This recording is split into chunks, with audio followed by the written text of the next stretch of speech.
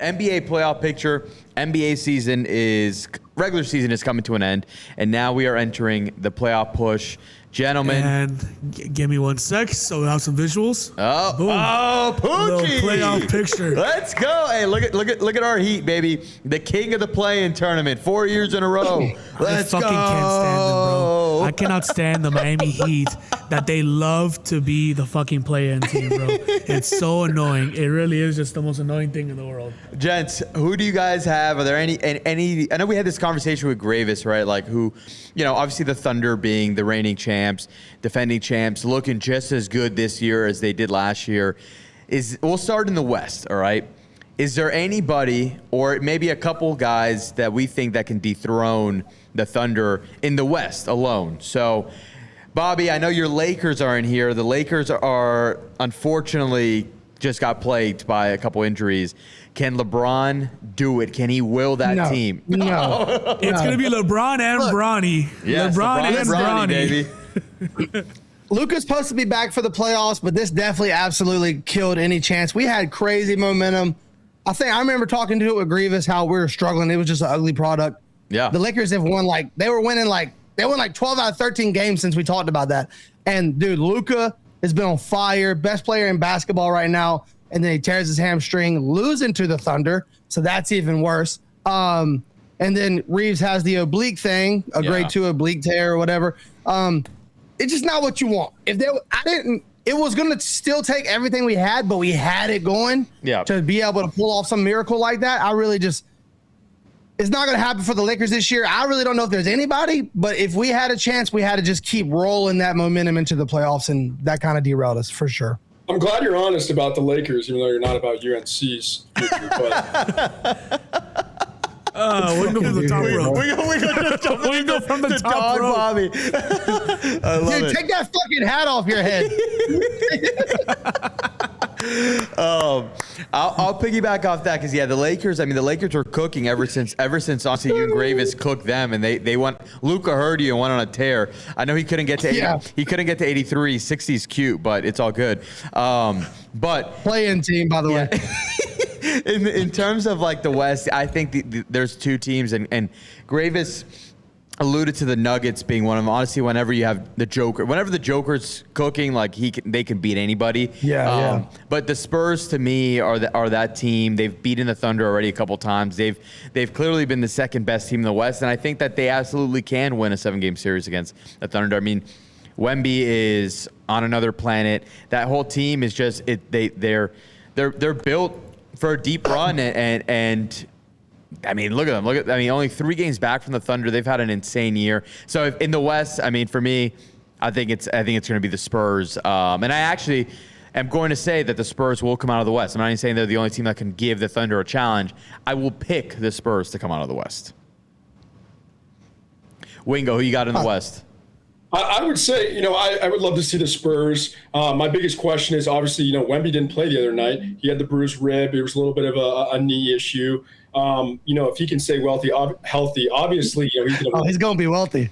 He is he's going to be wealthy. He's going to be the defensive MVP. That guy is just an alien from another planet. So I think he's the guy that just changes matchups in the game, right? When you play the Spurs, I remember watching the Spurs back in the day, and it was about, their movement of the ball, the way they can, get it around the arc and shoot threes with all these guys. And now, having a guy like Wemby, the matchups and the one-on-ones are so different. Like you can't shoot over them, and there's certain things that you can do that, you can't do against Wemby. So I think if he's healthy, come back and play, I think that's going to be the matchup and how well defensively the Spurs can play. Yeah, like David said, Joker, you can't count out a Joker, and that team's just so seasoned. They've been there before. But I think Joker's a unicorn, but Wemby's a true unicorn, man. To be that size, that's something we've never seen before. And like Wingo said, hate to agree with him because he's dumb as hell, but like Wingo said, he's a football guy. He went to a football school and talk about basketball, whatever. Dude, you can't coach, you can't adjust, you can't do nothing to look over the fact that Wemby really is a true unicorn. We have seen nothing like that before. Yeah, but I would also, one thing you can never put past, I'm not going to crack another joke. I was like, dude, give it up, dude. When Joke is on the court, that guy's obviously something special, right? But, I always ask myself, it's funny, like, does he even love playing basketball? Like, he goes out there and, like, does what he does, and he just wants to go home and ride his horses and hang out. And that guy's just a freak of nature. I love him so much.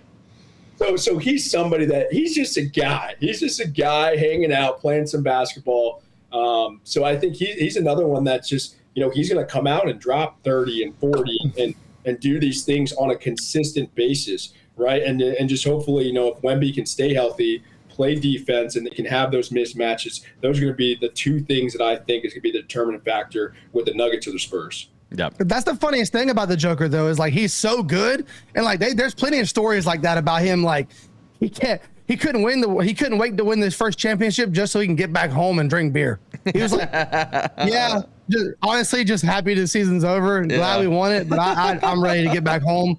It's like he goes back to his other country, lives a normal life, drinks beer, completely forgets about basketball, and then I remember hearing like how he like gets depressed that he's got to like leave that lifestyle to go back and travel the world and get paid millions to be an NBA star. He's like, oh, I guess I'll go do that. Yeah. But he's incredible. It's like, he truly is like, he is. Oh, whatever. The dragging ass, but then he drops 30, 20, and 15. It's like, what the hell's happening here? Yeah.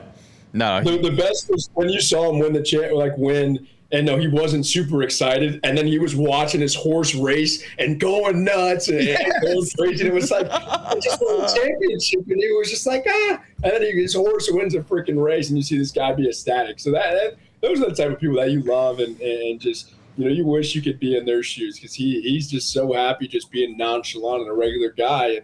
And, meanwhile, in the United States, he's a freaking icon. So that's just great to see. Yeah, no, he really is he just treats the game like a 9-to-5 work job. Like that's him. Like he just like, yeah, this is my job, but my real love is horses. So he's the best though. He's incredible. He's a freaking unicorn. So with that, that's the West.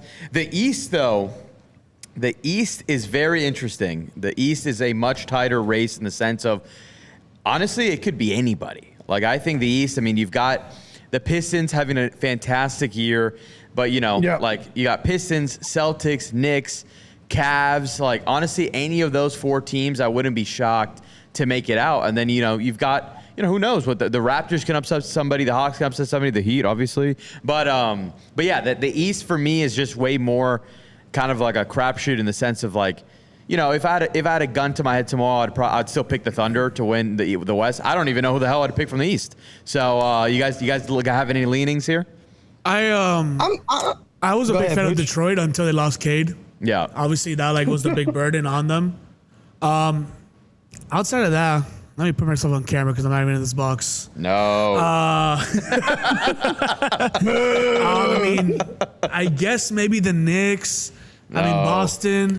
I know. But I do feel like it is wide open enough that if the Heat can do the thing where they go as a playing team and they go all the way. They love doing it. Talk to me, Pooch. They love doing it.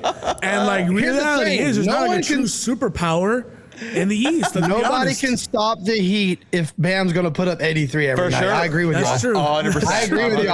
I agree. But I mean, we can be one of those teams that catches fire, and that's how Spoelstra rolls, and that's how he likes to build his team.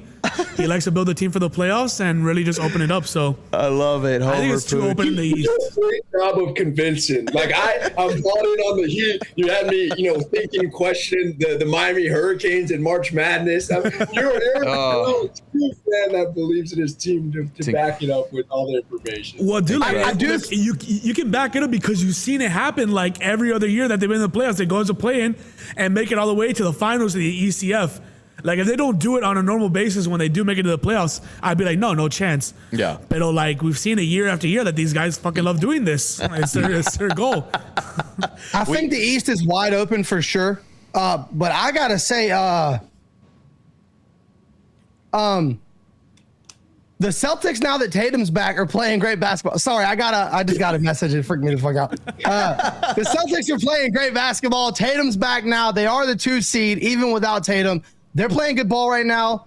And those guys have been there before. I do believe at the end of the day, though, it's whoever's going to lose to the Thunder. I think that's what we're doing here. Maybe the Spurs pull off a miracle in the West, but I think the finals runs through the West this year. It's just a matter of who's going to lose.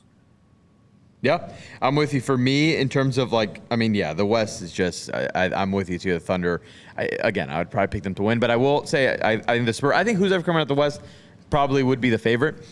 In the East, though, I think this is the year that the Cavs with Donovan Mitchell get over the hump and at least get